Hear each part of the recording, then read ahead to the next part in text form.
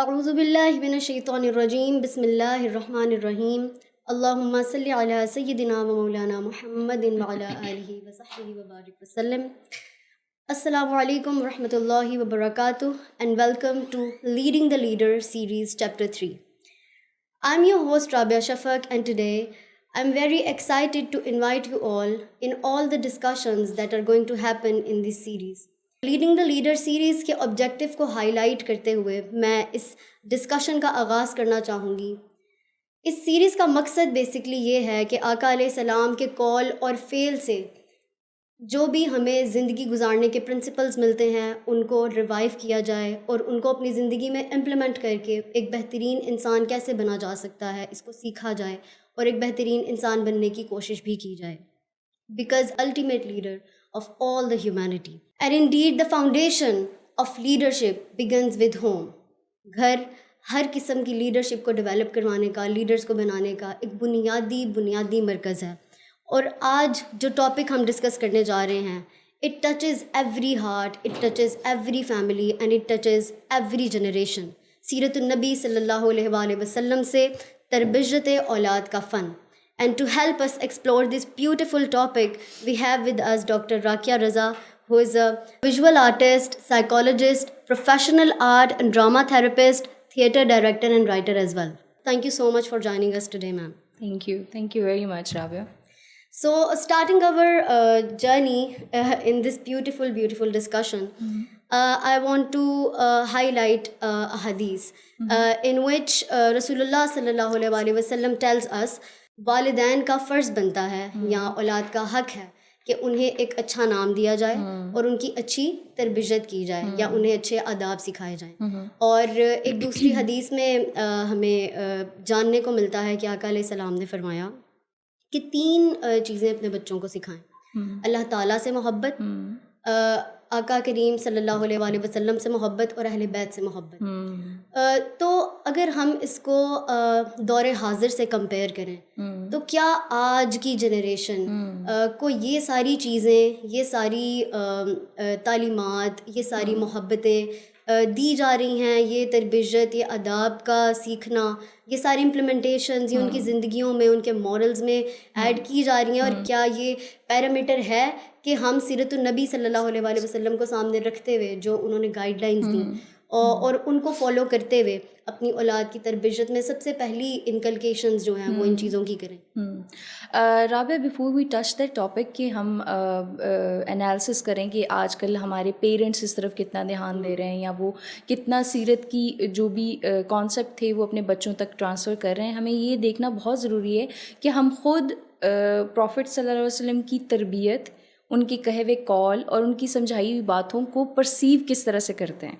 आप देखिए कि हमारे यहाँ एक बड़ा आम सा तासुर है कि वो क्योंकि इतनी साल पुरानी, सदियाँ पुरानी कही हुई बातें थी प्रॉफिट की, कहीं ना कहीं मुझे लगता है कि ये चीज़ हम सोचते हैं कि वो इतनी पुरानी बातें क्या मॉडर्न साइकोलॉजी में अभी तक इस काबिल हैं कि हम कंपेयर करके एक अच्छा वर्जन सामने ला सकें। तो मेरे ख़्याल से ये जो अंदरूनी हमारी इज़्ज़त नफ्स की कमी है ना, कि प्रॉफिट की कई भी बातें शायद आजकल के दौर में उस तरह से हमारे बच्चों को डेवलप नहीं करेंगी जिस तरह से हम उनको देखना चाह रहे हैं। मे बी वो सक्सेस में बहुत पीछे रह जाएं, मे बी शख्सियत उनकी उस तरह से ना डेवलप हो सके। तो मेरे ख़्याल से ये पॉडकास्ट इसलिए भी बड़ी ज़रूरी है कि हम इन चीज़ों पे हाईलाइट करना चाहते हैं कि जो प्रॉफिट की कही हुई बातें थी वो आज के दौर में कितनी रेलेवेंट है और मॉडर्न साइकोलॉजी ने जो चीज़ें बताई हैं क्या हम कंपेयर नहीं कर रहे कि किसकी ज़्यादा अच्छी है, हम ये देख रहे हैं कि लेटेस्ट वर्जन किसने बताए थे। तो आपको ये जान के बहुत हैरानी होगी कि जो बहुत छोटी छोटी सटल चीज़ें प्रॉफिट सल्लल्लाहु अलैहि वसल्लम ने अपनी ज़िंदगी में बच्चों के साथ प्रैक्टिस की या अपनी उम्मत को कहा कि इस पे एम्फेसिस दो, वो कुछ ऐसी चीज़ें हैं कि अगर इन डेप्थ हम उनको जाके देखें तो वो मॉडर्न साइकोलॉजी से भी थोड़ी सी आगे की चीज़ें हैं। बिल्कुल क्योंकि मॉडर्न साइकोलॉजी में ट्रांजिशन बहुत ज़्यादा आई हैं। वो एक तरफ कह रहे हैं कि बच्चों को इंडिपेंडेंस इतनी देनी चाहिए, फिर कहते हैं कि उनको बहुत ज़्यादा अफेक्शन ना दो, वो इंडिपेंडेंस ख़त्म हो जाएगी। अभी बहुत लेटेस्ट ये है कि जितनी ज़्यादा अफेक्शन दोगे वो उतनी ज़्यादा अच्छे डेवलप होंगे। तो मेरे ख्याल से हमारी बदनसीबी बदनसीबी आप समझें कि हमने शुरू से ही प्रॉफिट सल्लल्लाहु अलैहि वसल्लम की सेइंग्स को बहुत सुपरफिशियल तरीके से समझने की भी कोशिश की और बच्चों तक ट्रांसफ़र करने की भी कोशिश की।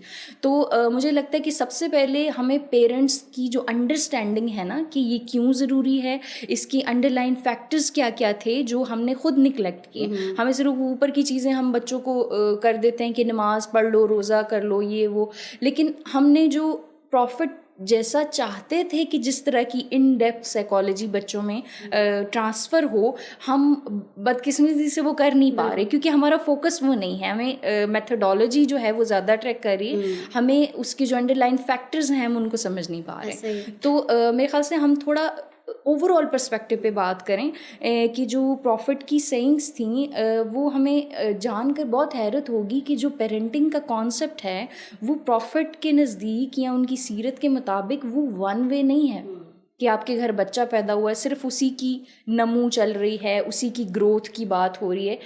वो टू वे है। पेरेंट्स भी ग्रो कर रहे हैं, ऐसा ही है, फैमिली भी ग्रो कर रही है। क्योंकि आप देखें कि जब मेरा इंटरेस्ट था कि चाइल्ड साइकोलॉजी और डेवलपमेंट में वेस्ट में इतनी ज़्यादा थीरीज़ हैं, इतना काम हुआ है, तो एक दिन आई वाज जस्ट थिंकिंग कि प्रॉफिट सल्लल्लाहु अलैहि वसल्लम ने या फिर कुरान ने चाइल्ड साइकोलॉजी पे बहुत ज़्यादा डिटेल बात क्यों नहीं की अगर ये इतनी इंपॉर्टेंट है। And then it occurred to me कि बच्चा जो देखता है वो सीखता है, और प्रॉफिट ने हमारी लाइफ को, हमारी डीलिंग्स को बेटर करने के लिए बहुत डिटेल में बात की है। बच्चे की सबसे बड़ा जो इन्फ्लुएंस है वो घर का माहौल है, पेरेंट्स के आपस के ताल्लुकात हैं। अगर आपके पेरेंट्स के अच्छे ताल्लुकात हैं और वो एक हेल्दी इन्वायरमेंट में बड़ा हो रहा है, तो आधे से ज़्यादा चीज़ें तो उसको सिखाने की ज़रूरत ही नहीं है। If he is witnessing a healthy relation between mother and father, कि वो आपस में उनकी डीलिंग्स कैसी है, प्यार मोहब्बत, जेन्युइन रिगार्ड है, अनकंडीशनल लव है, तो बच्चे को क्या चीज़ रोकेगी कि वो सब चीज़ें एक्वायर ना करे। दूसरा ये कि इर्द गिर्द के लोग आपस में जिस तरह से बात कर रहे हैं वो सीखेगा। फिर आप कहते हैं ये बदतमीज़ी कहाँ से सीख के आया है, लेकिन वो आप समझ लें कि बच्चा जो है वो आपके घर में लगा हुआ एक बड़ा सा मिरर है जिसमें सारे घर का रिफ्लेक्शन नज़र आ रहा है। तो ये मत क्वेश्चन करिए कि बच्चे में ये कैसे आ गई, वो बहुत सटल्टीज नोट करता है। Basically you are role modelling. बिल्कुल before you teach your kid something through your ज़बान, अपने कॉल से कोई चीज़ सिखा रहे हो, the first example you are giving, जो टीच कर रहे हो ना, वो आप अपने एक्ट से कर रहे हो, रोल मॉडल करके प्रेजेंट कर रहे हो। वो जो देखेगा आपका कंडक्ट क्या है, आप कैसे कपड़े पहन रहे हो, आपकी डीलिंग्स कैसी हैं, आपका दूसरों के साथ बात करना, आप लैंग्वेज कैसी यूज कर रहे हो, इवन आप खाना क्या खा रहे हो, आपके रिलेटिव्स आ रहे हैं, आपके नेबर्स आ रहे हैं, उनके साथ आपका कैसा कंडक्ट है, आप जानवरों के साथ कैसा बिहेव कर रहे हैं। और अक्सर ऐसा होता है कि बच्चे जब कोई फजूल हरकत कर देते हैं, उनकी कोई कंप्लेन आ जाए, चाहे नेबर्स की तरफ से या चाहे स्कूल की तरफ से, तो हम फौरी पेरेंट्स क्या करते हैं कि वो फौरी ना बच्चों को डांटने लग जाते हैं या उनके ऊपर मॉकिंग करने लग जाते हैं, उनको क्वेश्चन करने लग जाते हैं कि like you have like no manners, आपके अंदर एटिकेट्स नहीं है, ये कहाँ से सीखा, हम आपकी फीसेस देते हैं बेस्ट से बेस्ट स्कूल्स में, लेकिन they are not considering this, या फिर ये रियलाइज नहीं कर रहे कि पहली तरबियत गाह, लाइक यू नो वो जो स्टेजेस होती हैं मेंटल डेवलपमेंट की एक बच्चे की, सबसे पहले क्यूरियोसिटी, उसके बाद आप जो है आपकी डेवलपमेंट की सेकंड स्टेज होती है observation, and then memory builds up. ये तब की बात है जब वो उसको समझ भी नहीं आ रही आप उसे क्या बोल रहे हो, तरबियत तो तब से शुरू हो गई ना, when you are newborn, तो तब से वो चीज़ें ऑब्जर्व कर रहा है, और तब ही उसको जब नज़र नहीं आ रहा आपकी कैरेक्टरिस्टिक्स में, आपके बिहेवियर में, आप जैसे उनसे बात कर रहे हो, तो वो क्या सीखेगा। इवन आपको एक बहुत मज़े की बात बताऊं, आई गेस कि हमारी जो लिसनर्स हैं उनको थोड़ा इंटरेस्ट काफ़ी इसमें होगा, they can search them know in details, कि मिररिंग का एक कॉन्सेप्ट है कि बच्चा जब कुछ मंथ्स का होता है ना, तो वो तब भी मिररिंग करता है। मिररिंग क्या होता है कि वो आप की आंखों में अपना इमेज देखता है कि आप उसके बारे में क्या सोच रहे हैं, आप उसको कैसे देखते हैं। अगर आप एंग्शियस हैं, आप एंग्जाइटी का शिकार हैं, आप बहुत जल्द गुस्से में आते हैं, तो बच्चा एब्जॉर्ब करता है अनकॉन्शियसली, कॉन्शियसली वो मिरर करता है। आप देखेंगे कुछ बच्चे बिला वजह बहुत रोते हैं, आप देखिए उनकी माएँ बहुत एंग्शियस हैं, उनकी माएँ काम नहीं हैं, उनकी जो ओवरऑल इमोशनल स्टेट है वो बड़ी अनस्टेबल सी रहती है, तो वो चाहे जाहिर करें रो के चीख के या ना करें। उनकी जो अनकॉन्शियसली ट्रांसफरेंस है ना एंग्जाइटी की, वो बच्चे में भी आती है। फिर हम कहते हैं रोता बहुत है, पता नहीं इसको क्या है, बात बात पे भूख भी नहीं होती फिर भी रोता रहता है। तो आई थिंक कि ये चीज़ें जो मिररिंग वाली आपने बात की, दैट्स वेरी एप्ट, क्योंकि हम देखते हैं कि हमारा प्रॉफेट सल्लल्लाहु अलैहि वसल्लम ने जो एक बात की थी कि बच्चों के साथ झूठ ना बोलो, कितनी छोटी सी सुनने में एक नॉर्मल सी बात है, लेकिन it actually conveys so much. आपका ट्रस्ट इशू यहीं से शुरू होता है कि अगर आपके सामने, छोटे बच्चे के सामने आप कह रहे हैं कि जाओ बेटा जाके बताओ कि बाबा घर पे नहीं है, उसने झूठ सीख लिया, वहीं पे सीख लिया। उसके बाद आप उसको पूरी ज़िंदगी यूनिवर्सिटी लेवल तक इस्लामियात पढ़ाते हैं और उसमें कहते हैं झूठ मत बोलो, झूठ ये झूठ वो, लेकिन भाई उसने आपके अंदर तो वो चीज़ देखी नहीं है। आपका एक एक्ट वो यूनिवर्सिटी लेवल तक की इस्लामियात के बराबर था, सिर्फ वो कर लेते और वो ना पढ़ाते तो चल जाता काम। लेकिन फिर ऊपर से हम जो एक कॉन्ट्रोडिक्शन बच्चे को सिखाते हैं कि कहना कुछ है करना कुछ है, तो वो इतनी कंफ्यूज स्टेट में बड़ा होता है। उसे लगता है कि जो सारी चीज़ें फिर आप मॉरल वैल्यूज़ उसको सिखाते हैं ना, वो सिर्फ वक्ती फ़ायदे के लिए हैं, कि जहाँ पे काम आ रही है मॉरल वैल्यूज़ उसमें वो कर लेता है, एंड देन ही और शी इज़ लाइक कि ये नेसेसरी नहीं है। और आपकी पर्सनालिटी की जो एक शख्सियत की बिल्डिंग है ना, उसमें वो एलिमेंट, वो मोरालिटी शामिल नहीं होती। एक्चुअली हम ना अपने हिसाब से खुद फ्लेक्सिबिलिटी के साथ उनको मॉरल वैल्यूज सिखा रहे होते हैं। Very true. हम लोग ना समझ, actually we need to understand parenting. ये एक बहुत बड़ा क्वेश्चन है कि क्या पेरेंट्स को ये इस चीज़ की रियलाइजेशन है कि they are parents, like are they consciously parents? क्या वो चीज़ समझते हैं इस चीज़ को, मतलब इस चीज़ की जिम्मेदारी, क्या वो इस चीज़ को समझते हैं कि वालिदैन होना कितनी बड़ी जिम्मेदारी है, यू कैन मेक और ब्रेक अ लाइफ। और फिर पेरेंटिंग के डिफरेंट एस्पेक्ट, जिसमें आप उनकी साइकोलॉजिकल पेरेंटिंग भी कर रहे हो, फिजिकल पेरेंटिंग कर रहे हो, बायोलॉजिकल पेरेंटिंग कर रहे हो, इमोशनल मेंटल पेरेंटिंग कर रहे हो, आप उनकी स्पिरिचुअल पेरेंटिंग कर रहे हो। तो इतने सारे एस्पेक्ट्स हैं जिसमें आपने उनको खुद सोशल कंडक्ट करके बताना है। हाइजीन वो सीखेगा जब वो देखेगा अपने पेरेंट्स को हाइजीन का ख्याल रखते हैं। वो स्पिरिचुअलिटी सीखेगा जब वो देखेगा कि मेरे पेरेंट्स कितने स्पिरिचुअल हैं, how much they are giving importance to सीरा, और how much they are giving importance to the relationship with Allah सुब्हानहू व तआला। वो मॉरल्स और वो सारी चीज़ें आका अलैहिस्सलाम की ज़िंदगी से हाईलाइट करके अपनी ज़िंदगी में इम्प्लीमेंट करना, ये तो सबसे पहले रोल ही पेरेंट्स का आ जाता है। बच्चे सीखेंगे किससे? कॉन्शियसली, जब रियलाइजेशन, इस चीज़ की रियलाइजेशन होगी ना हमारे पेरेंट्स को, तो यहाँ से ही आप समझेंगे सोसाइटी की वो जो है ना रेवोल्यूशन, यहाँ से ही जो है वो शुरू हो जाएगी। तो बहुत सारे जो है ना ऐसे फैक्टर्स हैं जिसमें पेरेंट्स इग्नोर कर देते हैं कि उनको लगता है कि ये पेरेंटिंग नहीं है। उनको लगता है कि सिर्फ स्कूल भेज देना, अच्छा खिलाना, ये वाली ज़रूरियात, मटीरियलिज्म पूरी कर देना पेरेंटिंग है, जबकि ऐसा नहीं है। इफ़ वी कीप रसूलुल्लाह सल्लल्लाहु अलैहि वसल्लम in front of us and we see कि उन्होंने क्या रोल मॉडल प्रेजेंट किया बच्चों को सिखाने का। There is a very interesting event from the life of रसूलुल्लाह सल्लल्लाहु अलैहि वसल्लम, जिसमें आप सल्लल्लाहु अलैहि वसल्लम ने उसामा बिन ज़ैद रज़ियल्लाहु ताला अन्हु को 9 उम्री में फ़ौज का सरदार बना दिया। और 17 year old, he was 17 year old at that time. 17 to 18 years old if I'm not wrong. और अब अगर हम आज की दौर से इसको कंपेयर करें तो हम बहुत ज़्यादा बच्चों को मॉक करते हैं। हम लोगों ने उनकी एबिलिटीज़ को बहुत ज़्यादा अफेक्ट कर दिया है अपनी मॉकिंग से। हम उनको इम्पॉर्टेंट फील नहीं कराते, उनको अप्रिशिएटेड फील नहीं करवाते। पहले तो जो है वो उनको सिखाते नहीं है, कोई एग्जाम्पल देते नहीं है। उसके बाद हाई एक्सपेक्टेशंस, कंपैरिजंस, मैनिपुलेशंस, इन सारी चीज़ों से उनको इतना मॉक करते हैं और फिर उनको उनसे मतलब हमारा ये फिनोमेना है। हम लोग क्या करते हैं, हम बच्चों को कहते हैं कि तुमने कुछ भी नहीं करना, इससे कुछ भी नहीं होगा, इसको कुछ भी नहीं आता। तो अच्छा राबिया, अगर आप देखें तो ये चीज़ हम पैटर्न नोट करेंगे कि हम जिस तरह से मतलब फिर हम कंपेयर करेंगे कि प्रॉफिट का क्या तरीका था। अभी हमारा तरीका ये कि हम बच्चों को वो चीज़ें दे रहे हैं जो उनको नहीं चाहिए। हम बच्चों को वो चीज़ें नहीं दे रहे जो उनको चाहिए। एग्जैक्टली। उनको सेल्फ एश्योरिटी चाहिए, उन्हें एक्सप्लोरेशन चाहिए, उन्हें अनकंडीशनल लव चाहिए। प्रॉफिट ने ये सब कुछ दिया। प्रॉफिट ने क्या किया कि अगर उन्होंने 17 ईयर की उम्र में उसामा बिन जैद को फ़ौज का वो बना दिया था, तो दूसरी तरफ हम देखते हैं कि ये पैटर्न असल में क्या था।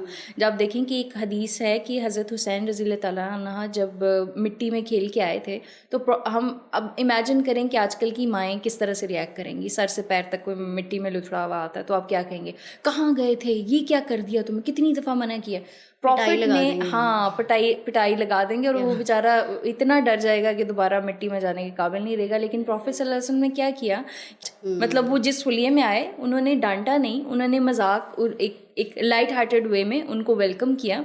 तो हम ये देखते हैं कि आजकल हमारा जो बड़ा मॉडर्न साइकोलॉजी का है कॉन्सेप्ट कि बच्चों को एक्सप्लोर करने दें, क्रिएटिव एक्सप्लोरेशन, वो तो प्रॉफिट ने बहुत पहले कर दी थी। और इसी प्रॉफिट का जो एक था कि कॉन्फिडेंस देने का तरीका, कि जब वो कुछ एक्सप्लोर करें।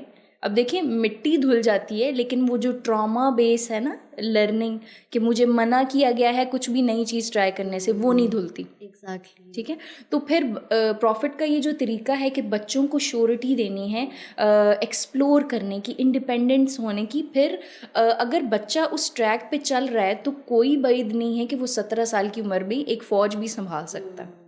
हम यहाँ पे एक जो बैलेंस लूज़ कर जाते हैं ना, कि बच्चों को फिर हम कहते हैं कि अच्छा एक्सेप्टेंस का क्या मतलब होता है कि वो सब कुछ जो करेंगे वो हम मान लेंगे, उनको अनकंडीशनल लव देंगे, उनको ये करेंगे। लेकिन हम ये देखते हैं कि प्रॉफिट ने साइकोलॉजिकली बहुत इंटेलिजेंट तरीके से बच्चों को हैंडल किया था। एक तरफ अगर उनको एक्सप्लोरेशन और दूसरी चीज़ें दे रहे थे ना, तो दूसरी तरफ उनको ज़रूरत से ज़्यादा जो गलत अफेक्शन है या ऐसी चीज़ जो उनमें हवा भर सकती है फिज़िकली, मेंटली, इमोशनली, उन चीज़ों से मना किया था। जैसे मिसाल के तौर पे एक हदीस है कि एक सहाबी जो थे वो अपने बच्चे को ढूंढ रहे थे, तो उनको पता चला कि फ़लानी जगह पे उनका बच्चा, ऑर्फन्स कुछ थे, उनके साथ खेल रहा है। तो प्रॉफिट सल्लल्लाहु अलैहि वसल्लम ने कहा था कि वहाँ जाओगे ना तो अपने बच्चे को, जिस तरह अब तुम्हें इतने देर बाद बच्चा मिलेगा तो अचानक से अफेक्शन बहुत ज़्यादा शो ना करना। बाकी बच्चे वो ऑर्फन्स हैं, उन पे, उनके हार्ट पे, उन पे दिल पे जो गुजरेगी, एक तो वो गलत, दूसरा वो जो बच्चा था जिसका बाप उसको ढूंढ रहा था, उसके लिए क्या लेसन था इसमें, कि देखो हम जब ये कंपैरिजन देखते हैं कि दूसरे के मुकाबले में हमें अच्छी ट्रीटमेंट मिल रही है स्पेशली बचपन में, तो ये आपकी पर्सनालिटी में क्या क्या कंट्रीब्यूट कर सकता है। हम देखते हैं कि हमारा जो नरगिसियत पसंदी है वो यहाँ से जन्म लेती है, जो हमारा एक सुपीरियरिटी कॉम्प्लेक्स है वो यहाँ से जन्म लेता है। तो प्रॉफिट ने जो कंपैरिजन था ना, एक तो उन्होंने कहा था कि अपने एक सहाबी से कहा था कि ये जो तुम अपने बच्चे के लिए गिफ्ट लेके आए हो, क्या सब बच्चों के लिए लेके आए हो? उन्होंने कहा था नहीं, मैं नहीं ला सका। उनका उसको भी मत दो। और वो उनका जो तरीका था कि वो अपनी गोद में बिठाते थे, गुलाम के बेटे को भी बिठा लेते थे और अपने पोते पोती ग्रैंड चिल्ड्रन को भी। तो एक बच्चे को ये आपने इल्यूजन नहीं देनी कि वो स्पेशल है, स्पेशल फील करवाना it's not your concern and it should be your M.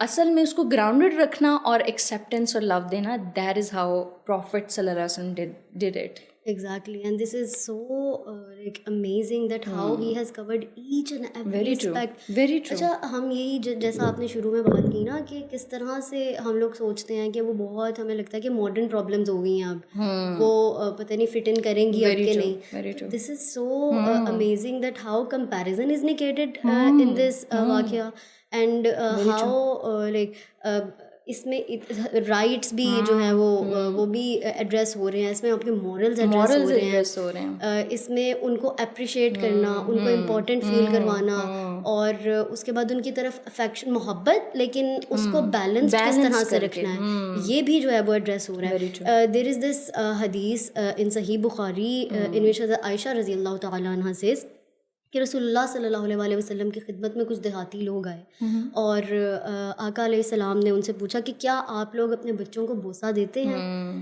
And they said के नहीं, हम अपने बच्चों को बाखुदा हम अपने बच्चों को बोसा नहीं देते।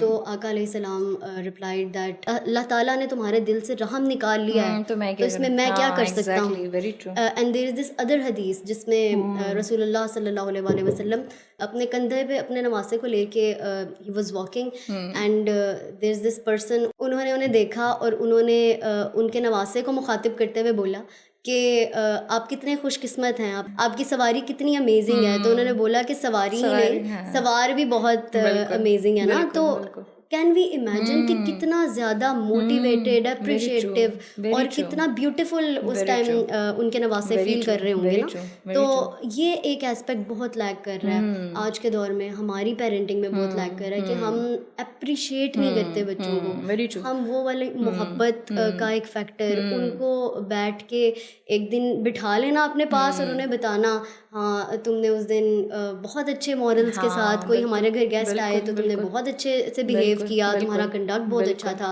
अच्छा तुम्हारे स्कोर ये भी बहुत अच्छे हैं, चलो कोई बात नहीं, if you even didn't take the highest marks in the class, you were pass, that is an effort as well, I appreciate you on that. और यकीन करें इस अप्रिसिएशन से वो, जैसे वो हमने अभी 9 उमरी वाला वाकया विटनेस किया, तो उसमें भी वो देखे ना, जब उन्होंने उन्हें अप्रिशिएटिव फील करवाया, जब उन्होंने उनको इम्पोर्टेंट फील करवाया और उन पे ट्रस्ट पुट किया, तो इस तरह लीडर बनाया उन्होंने, लीडर डेवलप किया। तो आजकल ये बहुत चीज़ लैक कर रही है, बहुत लैक कर रही है। I agree with you Rabia. आप देखें कि हमारा एक बहुत लेटेस्ट कॉन्सेप्ट है ना साइकोलॉजी में, माइंडफुल पेरेंटिंग का। आपको देख के हैरानी होगी कि प्रॉफिट सल्लल्लाहु अलैहि वसल्लम माइंडफुल पेरेंटिंग ही करते रहते हैं। वो क्या है कि आपके जो इनिशियल रिएक्शंस है ना बच्चों के साथ रिएक्ट करते वक्त, आप वो कंट्रोल करें and be gentle and be mindful how you react to them. आप देखें कि बहुत सारी हदीस हमारे सामने ऐसी हैं कि प्रॉफिट सल्लल्लाहु अलैहि वसल्लम, एक वाक़या ये भी है कि वो बाकायदा इमामत करवा रहे थे नमाज की, और उनके जो उन्होंने अपने ऊपर गर्दन पे सवार थे हज़रत इमाम हसन रज़ी अल्लाह तआला अन्हु और हज़रत इमाम हुसैन रज़ी अल्लाह तआला अन्हु। तो ये सिर्फ ये नहीं कि वो अपने सेक्लूडेड जगह पे बच्चों को इतनी इंपॉर्टेंस दे रहे हैं, उनको खेलने दे रहे हैं, वो इमामत के दौरान बाकी उम्मत को टीच करा रहे हैं कि बच्चों के साथ कैसे डील करो। पेशेंस और जेंटलनेस ये बहुत मार्क्ड थे उनकी क्वालिटीज़ के। उन्होंने ये लैश आउट नहीं किया कि उतरो नीचे क्या कर रहे हो या एनीथिंग। तो आप देखें कि नमाज लेट हो रही है, ये कितनी बड़ी बात है। उन्होंने कोई वैसे भी सेन इंसान उस तरह से इस वक्त आज के दौर में सोचे तो बोले मैं पहले अपना काम जो है ना इम्पॉर्टेंट वाला वो कर लूँ, फिर बच्चों के साथ खेलूँगा। लेकिन प्रॉफिट सल्लल्लाहु अलैहि वसल्लम ने उनको इंक्लूड किया, उनको लेफ़्ट आउट फील नहीं करवाया। और ये कि आपने अभी जो मेंशन किया कि वो जो सहाबी आए थे उन्होंने कहा कि हम तो अपने बच्चों को प्यार नहीं करते, और प्रॉफिट सल्लल्लाहु अलैहि वसल्लम तो बहुत ज़्यादा किसेस हग्स और उस तरह से करते रहते थे। लेकिन आपको ये देखना पड़ेगा कि ये वो दौर था जब बच्चों को कमोडिटी के तौर पर ट्रीट करते थे। बिल्कुल कोई अफेक्शन नहीं थी बच्चों की तरफ, जो एक पिदराना या मादराना शफकत होती है वो नहीं थी। नस्ल बढ़ाने का ज़रिया थे, देखा भी उसी तरह से उनको जाता था। तो प्यार करना, अफेक्शन शो करना तो ट्रेंड ही नहीं था। तो उस दौर में प्रॉफिट ने बग़ैर किसी जजमेंट, बग़ैर किसी चीज़ के ये इस्टेब्लिश करवाया कि बच्चों के साथ कैसे ट्रीट करते हैं। और आपको एक बहुत मज़े की, अभी देखें एक के बाद एक हमारी मॉडर्न साइकोलॉजी के कॉन्सेप्ट आ रहे हैं। तो आई वुड से कि प्रॉफिट की जो अंडरस्टैंडिंग थी और जो उनकी एग्जीक्यूशन थी, that was far ahead of their time. अब देखें कि कॉन्सेप्ट है हमारे यहाँ पे इमोशनल इंटेलिजेंस का। प्रॉफिट ने उस दौर में इमोशनल इंटेलिजेंस पे बात की, बच्चों को सिखाई। आपको वो एक वाक़या है कि एक सहाबी के बच्चे थे तो वो रो रहे थे, तो उन्होंने प्रॉफिट सल्लल्लाहु अलैहि वसल्लम ने आके पूछा कि इनको क्या हुआ है, क्यों बच्चा रो रहा है। तो उन्होंने कहा कि भी इनका कोई जानवर था, वो छोटा सा एनिमल, वो उसकी डेथ होगी तो ये रो रहा है। तो प्रॉफिट सल्लल्लाहु अलैहि वसल्लम ख़ास तौर पर उनके पास आके बैठे और उनसे पूछा कि क्या हुआ था बताओ, जैसे ताज़ियत करते हैं ना। तो ये छोटा सा एक्ट है, लेकिन मैं अगर आप पे इस पे बोलना शुरू करूँ ना इमोशनल इंटेलिजेंस का, तो इतने इसमें कॉन्सेप्ट निकलते हैं। फर्स्ट ऑफ ऑल एक्नॉलेजमेंट, बच्चे की इमोशंस को एक्नॉलेज करें। वो अगर आपसे कद में छोटा है, उम्र में छोटा है, इसका ये मतलब नहीं कि इसके इमोशंस इंपॉर्टेंट नहीं है या उसको उस तरह से इफेक्ट नहीं करते। उसके लिए उस दौर में वो इमोशंस इंपॉर्टेंट है। हम कहते हैं कि हमारी नस्ल बड़ी हार्टलेस हो गई है, पता नहीं वो उनको पेरेंट्स का ख्याल ही नहीं रहा, ये वो। तो कहीं ना कहीं हमने नहीं सिखाया कि भाई जब वो बच्चा एक उस लॉस में से गुजर रहा था, उसके लिए तो लॉस ही है ना, उसके लिए लव्ड वन का लॉस था। तो प्रॉफिट ने किस तरह से बिहेव किया, उन्होंने उससे पूछा कि अच्छा तुम्हारा ये क्या हुआ, इसको जैसे ताज़ियत के अल्फाज ना। तो एक तो ये चीज़, दूसरा ये कि उन्होंने उस दुख के मौके पे बच्चे को इनकरेज किया कि वो अपनी इमोशनल स्टेट के बारे में बात करे। आपको पता है कि ये इमोशनल इंटेलिजेंस का कितना बड़ा स्टेप होता है। हमारे मोस्टली यहाँ पे जो हमारी एक बड़े सगीर में ख़ास तौर पे एक ट्रेंड है कि हमें अपने इमोशंस को एक्सप्रेस नहीं कर पाते, एक्सप्रेस करते हैं तो बहुत बुरे तरीके से करते हैं, प्रेस किया जाता है ना, हमारा नॉर्म है। शाउट करते हैं, लड़ते झगड़ते हैं, मतलब आप देख लें कि इमोशनल इंटेलिजेंस ना होने के बराबर है। लेकिन अपने इमोशंस को समझना, उसको एक्सप्रेस करवाना, उसके बारे में टॉक अबाउट इट, ये बड़ा मॉडर्न कॉन्सेप्ट है, टू टॉक अबाउट डिल्यूजनल समझा जाता है हमारे हाउसहोल्ड में। Very true. तो उस दौर में उन्होंने इनकरेज किया बच्चे को कि वो अपनी दुख के बारे में बात करे, उसके इमोशंस को एक्नॉलेज किया। और ये उस दौर में हो रहा है जब बच्चों को कुछ नहीं समझा जा रहा, उनको प्यार भी नहीं किया जा रहा। तो आप सोचें कि कितना एलीट और मॉडर्न कॉन्सेप्ट था। So this is amazing. Honestly, जितना सीरा को खोलते चले जाएं उतनी हैरानगी जो है ना वो बढ़ती चली जाती है कि किस तरह से हर एस्पेक्ट को कवर करते हुए आका अलैहिस्सलाम ने एक रोल मॉडल प्रेजेंट कर दिया। अगर हम पढ़ने की कोशिश करें तब पता चलता है ये कि किस तरह से जो है ना वो हर मसले का हल सीरा से निकाला जा सकता है। और जिस तरह आपने बताया कि एक्नॉलेज किया, फिर उसको इनकरेज किया कि talk about your emotional state, talk about what are you feeling, और आज सप्रेस किया जाता है। तो ये जो बात करना और ये आपके अंदर की इमोशनल नीड को फिल करना, इसका भी पहला जो वो है ना जहाँ से इन चीज़ों ने पूरा होना होता है, वो मरकज़ आपका घर है, वो मरकज़ आपके पेरेंट्स हैं। और अगर पेरेंट्स वो वॉइड फिल ना करें, क्योंकि ये एक नेचुरल नीड है in a human being to be heard, to be to be understood, और अटेंशन मिले, वो तमाम मामलात आपके साथ जो है ना अफेक्शन वाले वो तमाम मामलात हों। तो this is a very natural need of a human being, and when it is not filled by parents, when they do not give this any importance,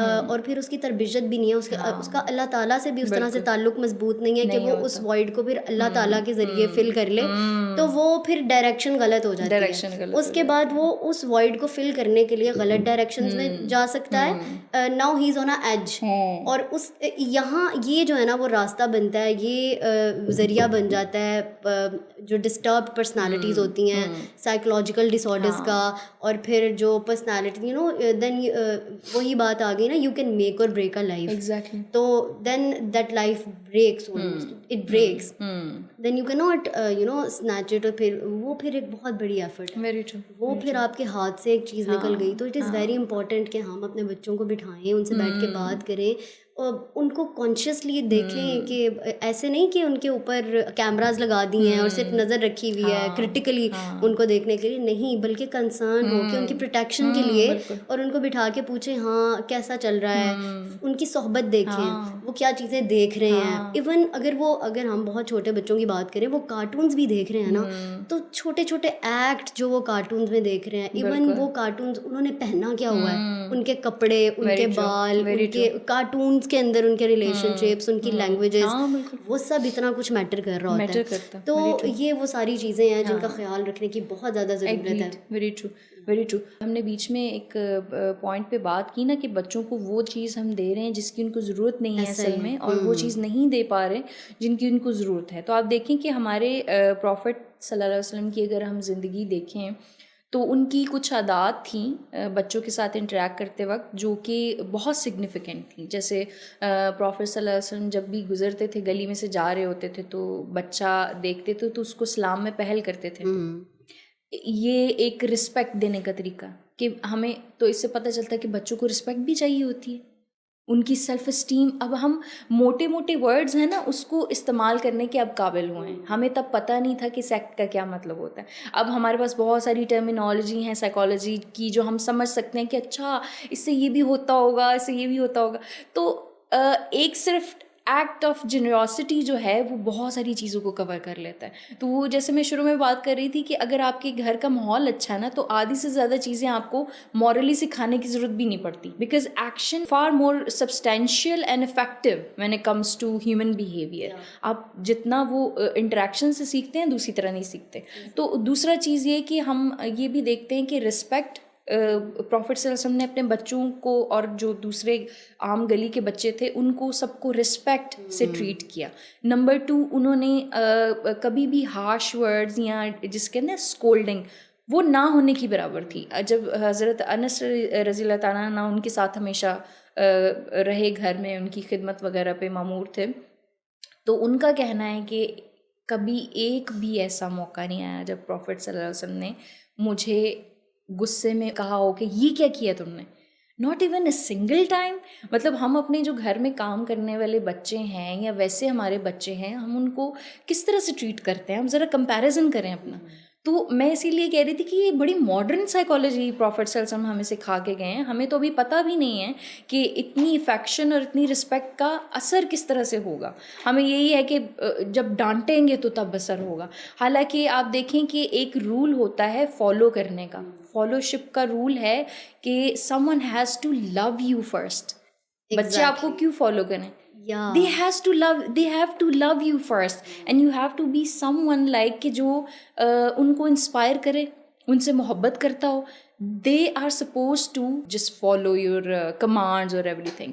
तो हमें ये पॉइंट हम मिस कर जाते हैं। हमें हमेशा से लगता है कि डांट डपट करके ना हम किसी को अपना फॉलोवर बना सकते हैं या बच्चों को अपने कंट्रोल में कर सकते हैं। डांट डपट और एक और चीज़ जो हमारे देसी हाउस होल्ड्स में बहुत ज़्यादा कॉमन है, the emotional blackmailing. Oh my God. और इमोशनली ब्लैकमेल करके उनको दीन कैसे सिखा सकते हो आप? You deviate them from the right path, you deviate them from Sira, you deviate them from. मेरे ख्याल से हमने जिस तरह से खुद सीखा है ना हमेशा से, इमोशनल ब्लैकमेल हो के गिल्ट फिलॉसफी से कि ये सब तुमसे छिन जाएगा अगर तुम खुदा से मोहब्बत नहीं करोगे, और ये मोहब्बत की बेस तो है ही नहीं। ऐसा ही है। और फिर जब कभी कभार हमारी अम्मियाँ हमें ऐसे भी कह देती हैं कि अगर मतलब अल्लाह ताला नाराज़ हो जाएंगे, मेरी बात नहीं मानी ना, अल्लाह ताला नाराज़ हो जाएंगे, ऐसे करेंगे। तो हम लोग ना ये चीज़ कंसिडर नहीं कर रहे होते उस टाइम कि सब कॉन्शियस में ना हम अल्लाह ताला का क्या पर्सपेक्टिव बिल्ड कर रहे हैं बच्चों के अंदर। देखिए, हमें जो खौफ है ना, जेन्युइन खौफ है किसी चीज़ को, वो हमेशा मोहब्बत से निकलता है। अगर मुझे किसी से मोहब्बत ही नहीं है तो मैं उसको उसके नाराज़ होने की क्यों फ़िक्र करूँगी? मुझे क्या फ़र्क पड़ता है वो नाराज़ हो या ना। लेकिन अगर मैं किसी के बारे में वाकई केयर करती हूँ, मुझे वाकई दिल में है अपनी मदर फादर किसी के बारे में कि आई एक्चुअली लव देम, तो आई बी वेरी अफ्रेड कि इनको मेरी बात बुरी ना लगे। तो हम ये कॉन्सेप्ट ना हमेशा गलत समझते हैं कि खौफ पहले आता है, पहले लव आता है। ऐसा ही उसके बाद आपके लिए कहने की फिर ज़रूरत नहीं पड़ती। फिर बच्चों को आपको कहना नहीं पड़ता कि ये मत करो, ये फलाना होगा। बस ये उनको बता दिया करें कि ये चीज़ें अल्लाह ताला को पसंद नहीं है। फिर देखें, अगर वो जेन्युइनली खुदा से मोहब्बत करते हैं तो वो कभी वो काम नहीं करेंगे। तो अपने सारे मामलात की जो बेस है ना, वो लव रखना, ये भी हमने प्रॉफिट से ही सीखा। Exactly. Even his Sira is filled with the events that teach us to love, to be compassionate, especially towards children, अभी 2 हदीस हमने ये प्रीवियसली भी अभी कोट की हैं। तो इतनी खूबसूरत वाक़यात आका अलैहिस्सलाम की ज़िंदगी से हमें मिलते हैं जिसमें बच्चों पे उन्होंने शफ़क़त की है। दे आर काउंटलेस वाक़यात, जितने हम बयान करें हमें और मोहब्बत सीखने को मिलती है। तो बिल्कुल ऐसा ही है, love is the prior, the most prior and the most important tool that should be there in between any relationship. चाहे वो आप जैसे हमने बिल्कुल इस पॉडकास्ट के शुरू में एक हदीस सुनी जिसमें हमें आका अलैहिस्सलाम की हदीस से सीखने को मिल रहा है ना कि अपने बच्चों को 3 चीज़ें सिखाओ, अल्लाह ताला से मोहब्बत, आका अलैहिस्सलाम से मोहब्बत और अहले बैत से मोहब्बत। You get succeeded in developing that love relationship of your children with Allah सुब्हानहू व तआला, विद आका अलैहिस्सलाम, विद अहले बैत। तो उसके आगे का जो रास्ता है ना, फिर वो चाहे आप कीनली एक चीज़ उन्हें ना भी सिखाओ ना, वो खुद रास्ता बना के वो चीज़ें ऑटोमेटिकली जो है ना वो सीखने की कोशिश करते हैं और सीख जाते हैं। और एक बहुत वो जैसे इलामा इकबाल ने कहा था कि इश्क जो है वो नमाज का इमाम होना चाहिए। तो वो है कि आपकी डायरेक्शन सेट कर देता है। अगर if you are genuinely are in love with someone, तो if you are in love with God तो डेफिनेटली आपका जो लव जिस तरह से आपको लीड करेगा ना, आपको बहुत सारी चीज़ें सीखने की भी ज़रूरत नहीं होती, क्योंकि वो एक जो इंट्यूटिव डायरेक्शन सेट करता है ना आपके लिए, वो बहुत जेन्युइन और बहुत सही होती है। और आका अलैहिस्सलाम की ज़ात तो सरापा मोहब्बत, सरापा रहम बिल्कुल और बिल्कुल। सरापा कंपैशन है। उनकी ज़ात का जब भी जिक्र करें, बेशक ही इज़ रहमतुल लिल आलमीन सल्लल्लाहु अलैहि वसल्लम, so any aspect of his life it is filled with love, forgiveness, compassion which is beautiful. और ये कहने की बातें हैं, हम कहने में बड़े आराम से कह देते हैं कि इस तरह हो गया था, पत्थर मार दिए, इस तरह कर दिया। There is this other event जिसमें देयर वाज दिस पर्सन, उन्होंने आका अलैहिस्सलाम से कुछ सवाल करना था and he came from behind, और उन्होंने आका अलैहिस्सलाम की गर्दन पे चादर थी और उन्होंने वो खींची, तो इट वाज वेरी पेनफुल, वो हार्श थी। तो अगर आज हम अपने आप को उन सारी पोजीशंस में रख के रियलाइज़ करने की कोशिश करें, तो वो हमें खुद भी पता है अपने फिर वी नो आवरसेल्व्स कि हम कैसे रिएक्ट करते हैं उन सारी पेशेंस सिचुएशन लेवल में। का बहुत अच्छे से पता है। तो सिर्फ ये कहने की बातें हैं और ये हम बड़े आराम से कह देते हैं कि यहाँ सब्र कर लिया, यहाँ ऐसे कर लिया, तो ये it is not easy. Very true Rabia. इधर से हमें ये भी समझ आती है कि सिखाने का जो असूल है ना, चाहे एज अ पेरेंट हो, चाहे एज अ प्रॉफिट हो, चाहे किसी भी सूरत में हो, जो सिखाने का असूल है ना वो है पेशेंस, ऐसा ही और वो है अनकंडीशनल लव। प्रॉफिट सल्लल्लाहु अलैहि वसल्लम ने एज अ प्रॉफिट भी जब अपनी कौम को सिखाया तो पेशेंस के साथ सिखाया और अनकंडीशनल लव के साथ सिखाया। रात को उठ के वो दुआ करते थे रो रो के कि अब मेरी उम्मत का कुछ बन जाए, ये बख्शे जाए। ये अनकंडीशनल लव था। फिर जो जिस तरह की तकलीफ़ का आपने जिक्र किया कि उनको किस किस तरह से तकलीफ़ दी गई, लेकिन अगर उन्होंने ही दुआ की कि जब फरिश्ते ने आके कहा कि मैं इनको डिस्ट्रॉय कर सकता हूँ 1 मिनट में, ये अल्लाह ताला ने डायरेक्टली भेजा, ये नहीं कि प्रॉफिट सल्लल्लाहु अलैहि वसल्लम ने कोई मतलब डायरेक्टली फरिश्ते से बात हो रही है। अल्लाह ताला ने उनसे चॉइसेस दी कि या तो इनको अभी ख़त्म कर देते हैं या बताओ क्या करना है। तो he choose to forgive and wait because he was practising patience. तो एज अ पेरेंट भी हमें यही पता चलता है कि जो हम अपने बच्चों के साथ डील करते हैं वो उसमें पेशेंस होना बड़ा ज़रूरी है और अनकंडीशनल लव होना बड़ा ज़रूरी है हमारे। अब अनकंडीशनल लव का क्या मतलब है? इसका मतलब है कि जिस कंडीशन में भी, जिस तरह का भी आपका बच्चा है, you have to think about them with genuine regard of affection. सिर्फ बच्चा जिस कंडीशन में नहीं है, इवन आप भी जिस भी कंडीशन में देखिए, हो। आपका बच्चा एकेडमिकली बहुत एक्सेल नहीं कर पाता, ये चीज़ें आपको अफेक्ट करती हैं, आपको अपना बच्चा अच्छा नहीं लगता फिर। मतलब ये पेरेंट होना इतना भी अनकंडीशनल लव आप में इंड्यूस नहीं करता। बहुत छोटी छोटी चीज़ों पे आपका लव कंडीशनल हो जाता है। आपका बच्चा फेल हुआ, आपको अच्छा लगेगा? नहीं लगेगा। आपको बच्चा बदतमीजी कर रहा है, आपको किस तरह से आपको, या वो लाइफ में बड़ा होकर आगे जाके कहीं पे उस तरह से एक्सेल नहीं कर पाता, तो क्या आप उसको उस तरह से देखेंगे कि इसको मैं फिर भी अपनी तरफ से अनकंडीशनल लव दूं, एक्सेप्टेंस दूं? बड़ा मुश्किल होता है। लेकिन प्रॉफिट ने एक जो उनकी तरीका था कि उन्होंने अनकंडीशनल लव दिया कि जैसा है जो है लिमिट के अंदर रह के एक्सप्लोर करो, सेफ स्पेस दी, बार बार नहीं डांटा और एक्सप्लोर करने दिया बच्चे को। तो ये बहुत बड़ा फैक्टर था। अच्छा, इसमें एक और भी बड़े मज़े का एस्पेक्ट है जो मेरे ख़्याल से हमने ये फिनोमेना अक्सर देखा है कि हम थोड़ा सा मजहबी तरफ चले जाते हैं ना, तो हमारे ओवरऑल बिहेवियर में, हमारे रहन सहन में थोड़ी संजीदगी आ जाती है।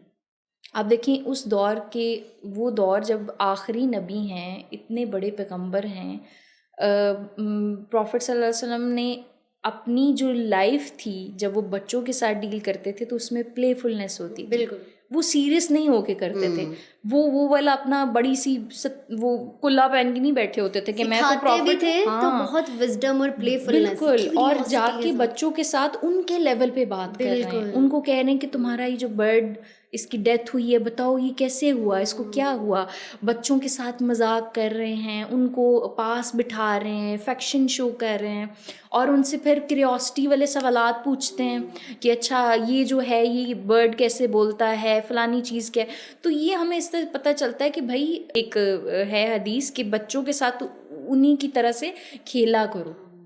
प्लेफुल रहने की, उनके लेवल पे रह के डील किया करो। और बच्चे क्या हैं, they're all about play and entertainment. Exactly. हाँ, तो फिर हमें ये भी पता चलता है कि भाई बच्चों के साथ इंटरेक्ट करना, और अब देखें बार बार उन बातों में ना हमारी मॉडर्न साइकोलॉजी के कॉन्सेप्ट्स आ रहे हैं। अब ये साइकोलॉजी ऑफ प्ले तो पूरी एक सेपरेट फील्ड है जिसके बारे में बात की जा सकती है कि हमारा जो कॉन्सेप्ट ऑफ प्ले है वो कितना ज़रूरी है बच्चों के लिए।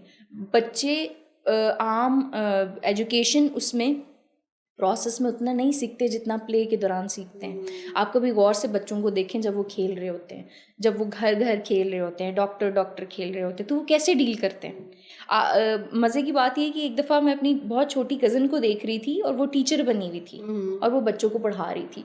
तो वो बहुत ज़्यादा ना डांटना शुरू हो गई बच्चों को, छड़ी लेके पीछे पड़ गई और वो। तो मैंने उनकी मदर से कहा, मैंने कहा इनकी टीचर जो है ना वो बड़ी सख्त हैं, ये वहाँ से सीखा है इसने। तो मतलब ये है कि उसको जो उसने सीखा वो प्रैक्टिस कर रही है, जिस तरह से वो बच्चों के साथ डील कर रही है।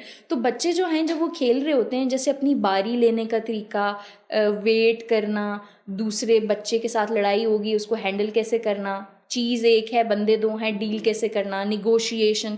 तो आप समझ लें कि जो अब मॉडर्न साइकोलॉजी ये कहती है कि बच्चों के जो प्ले टाइम है वो बड़ा ज़रूरी होता है, बड़ा इंपॉर्टेंट भी होता है। अगर आप बच्चों को प्ले ग्राउंड में ले जाएं ना, जिस तरह वो बाकी बच्चों से डील करेंगे, वो उनके इमोशनल इंटेलिजेंस में और ओवरऑल पर्सनैलिटी में इतनी डेवलपमेंट करेगा कि आप सोच भी नहीं सकते।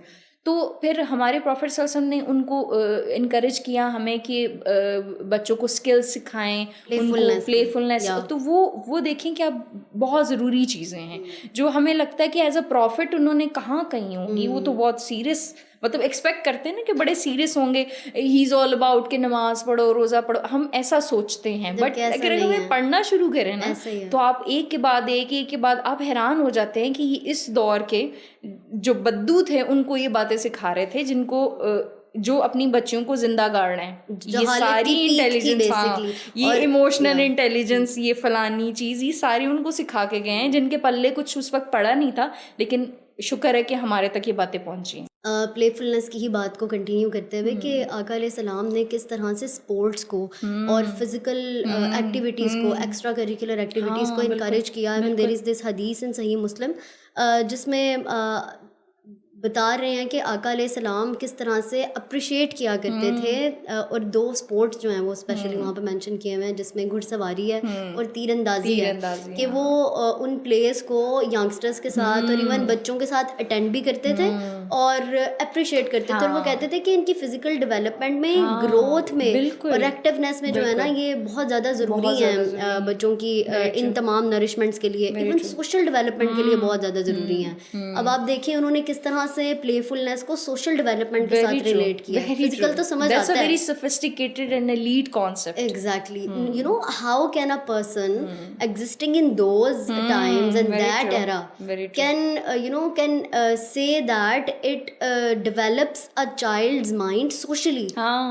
The plays, horse riding develops you socially, and archery develops you socially. Agreed. This is so this is अभी अगर उस दौर के थोड़े से इंटेलिजेंट लोग होते हैं ना, जो बद्दू वगैरह, तो उन्होंने बोल भी देना था कि ये टर्म्स भी शायद बोल जाते, लेकिन समझने वाला कोई नहीं था ना, तो उन्होंने बस हुक्म दिया कि ये कर लिया करो। वरना उस वक्त अंडरस्टैंडिंग होती तो definitely he would have explained more. Yeah, so this is something that is very fantastic and amazing, that how each and everything relates to the modern psychology and addresses each and every aspect that exists in the crisis, in the problems of this generation, of the present generation. So it was a great time and the discussion was amazing. I learned a lot. और बहुत ज़्यादा ज़रूरत है हमें इस अम्र की और in discussion circles की, जिसमें हम आका अलैहिस्सलाम की सीरा से वो एस्पेक्ट्स जिनको शायद हम लोगों ने कभी हाईलाइट ही नहीं किया या जिनको निकाल के सीखा ही नहीं, तो उनको निकाल के देखें, सीखें और उनको कंपेयर करें कि आज कैसे उनसे रिलेट किया जा सकता है। क्योंकि आज हम समझते हैं कि हमसे कोई चीज़ रिलेट नहीं करती, दीन बिल्कुल अलहदा हो गया और हम बिल्कुल अलहदा हो गए। तो अगर दीन की कहीं बात भी हो रही हो तो हमें ऐसे लगता है पता नहीं कौन सी डायमेंशन की बात हो रही है, कौन से प्लानट की बात हो रही है, हम तो रिलेट ही नहीं करते। तो इट इज़ वेरी नेसेसरी कि इन चीज़ों को, इन एस्पेक्ट को हाईलाइट किया जाए कि किस तरह आका अलैहिस्सलाम का मॉडल जो है वो ह्यूमैनिटी के लिए जो उन्होंने प्रेजेंट किया, उसको हर एस्पेक्ट पे रिलेट करके उसको अपनी ज़िंदगी पे इम्प्लीमेंट किया जा सकता है और एक अच्छा इंसान बना जा सकता है, जिसके ज़रिए फिर हम एक अच्छी सोसाइटी का जो है ना फ़रोग़, एक अच्छी सोसाइटी को फ़रोग़ दे सकते हैं। तो thank you so much doctor Aqiya for your time Thank you so much for having me, Rabia. It was lovely. No, likewise, it was lovely for me as well. So that was it for today's podcast, and I hope कि मैंने और आपने, हम सब ने मिलके इससे बहुत कुछ सीखा होगा, और मेरी दुआ है कि हम इन तमाम एस्पेक्ट्स और लेसन्स को अपनी ज़िंदगी पे इम्प्लीमेंट करें और आका अलैहिस्सलाम की सीरत के ज़रिए अपने आप को एक बेहतर इंसान बनाएं और एक बेहतर मुआशरे को फ़रोग़ दें। अस्सलामु अलैकुम वरहमतुल्लाहि वबरकातुहू। At the end of this episode, I feel it as my responsibility to share it with you guys, क्योंकि जब मैं इस एपिसोड का मुझे पता चला कि पेरेंटिंग के बारे में बात होने जा रही है, तो I researched a little and I got this book जिसका नाम है बच्चों की परवरिश और वालिदैन का किरदार। एंड ट्रस्ट मी, मैं इतना अमेज्ड थी इस बुक को पढ़ के। जब मैं इसको पढ़ रही थी तो मुझे समझ नहीं आ रही थी कि मैं पेरेंटिंग के सोशल एस्पेक्ट को पढ़ रही हूँ, बायोलॉजिकल को पढ़ रही हूँ, मेडिकल को पढ़ रही हूँ, या मैं सीरत रसूल सल्लल्लाहु अलैहि वसल्लम को पढ़ रही हूँ। तो it is a whole package and it has 3 volumes. ये फर्स्ट वन है जिसमें रहम मादर से 1 साल की उम्र तक, न्यू बॉर्न टू 1 years, और उसके बाद the next covers from 1 to 8 years of the child's life, and the third volume covers from 9 to 12 years. तो it is highly recommended and it is very much knowledgeable. Thank you very much.